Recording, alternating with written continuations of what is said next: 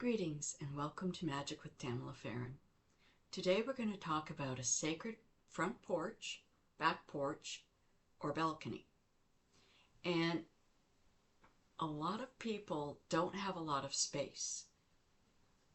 So putting a circle out back in their backyard is not feasible, especially for somebody who lives in an apartment or lives in an upper or lower duplex. It's not feasible to really have that unless the other people that live there are okay with it. So, having a front porch transformed into a sacred space means you would want to have plants. You might want a couple of guardians, a table with incense and candles. You can literally, in a corner, put up an altar area that protects and rejuvenates the porch with energy. You can put specific plants that are for protection and wisdom and guidance. But most of all, you want something that is comfortable so that when you go outside, you feel safe.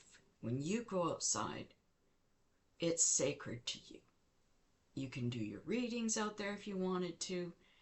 You can connect, you can meditate, whatever feels good for you. Sometimes you can leave the window open and have music coming out.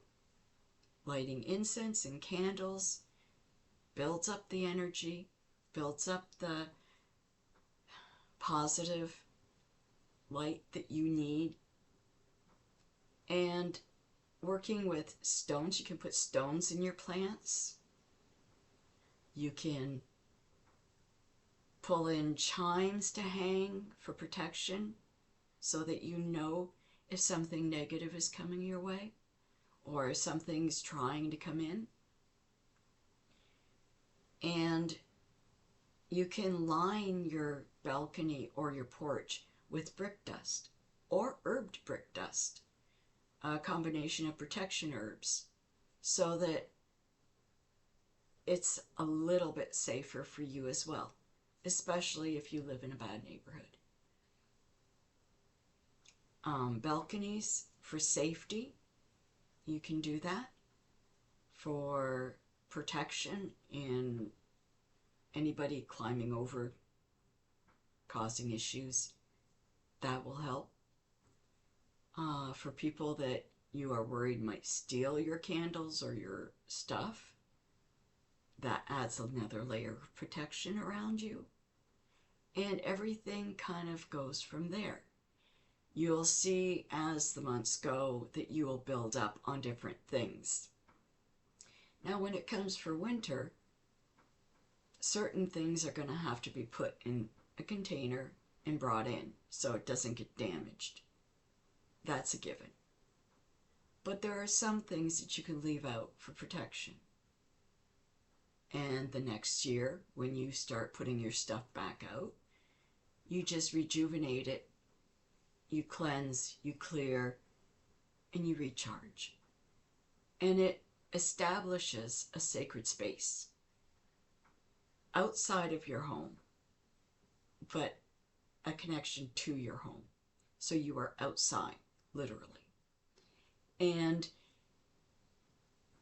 like I said, most people don't have a lot of space. So utilizing what you do have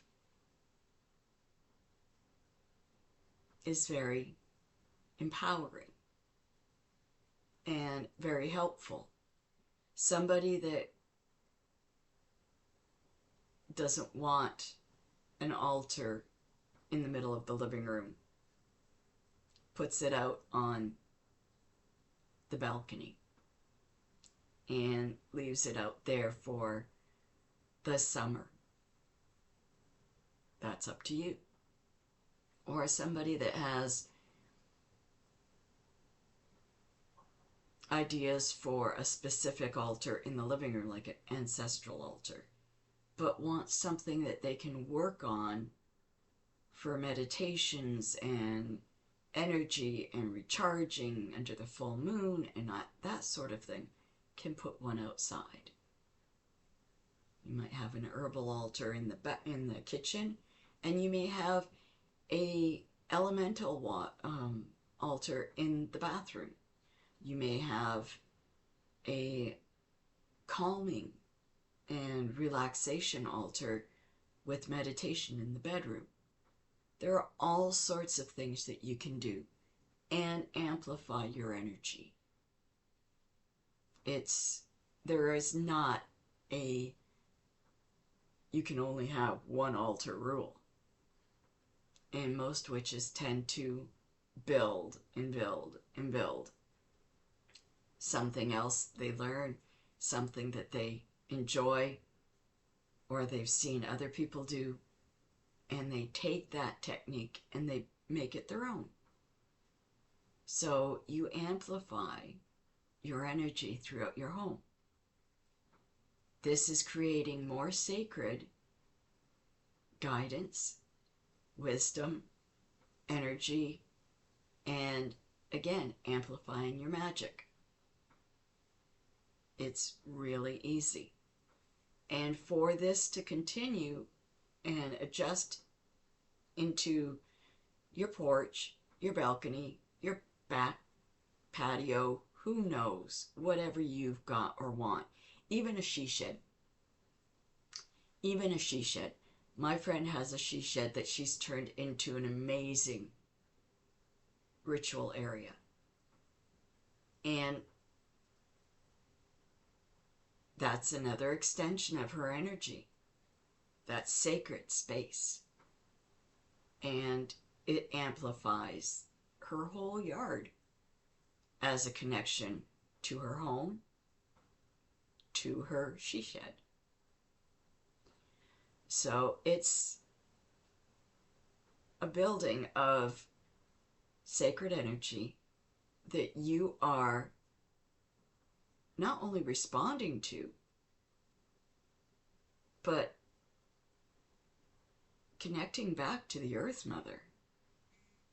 I mean, you are literally connecting to the Earth Mother and saving every little aspect that you can make sacred.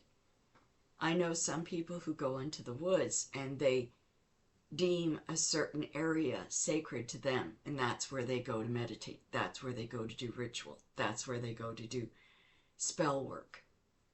And that's great. That's amazing. I know I love going into the woods all the time. But there's also an issue there. It's not your land. So you have to be careful. Whereas if you're on your balcony or you're on your front porch, you're able to do more, a little freer to achieve what your goals are without having somebody coming up to you saying you're not supposed to be here. So this gives you a little bit more freedom. Again, a lot of people like to go down by the water and do rituals down there. And that's wonderful too.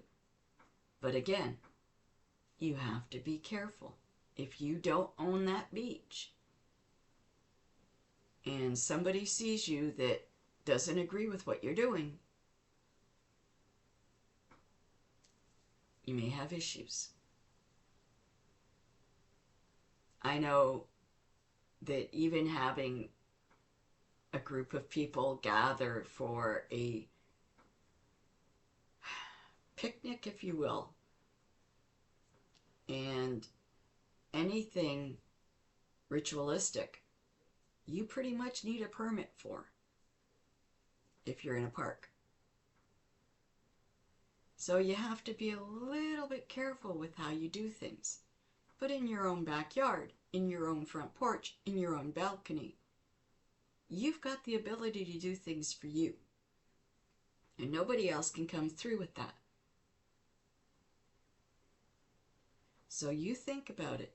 Sacred space where you can. Again, leave some messages below on telling me how you would achieve this. Give me some ideas. Let me know what you do. How do you make your balcony or your porch or your yard more sacred for you? Many blessings. Please click like and subscribe, and have a wonderful day. So mote it be.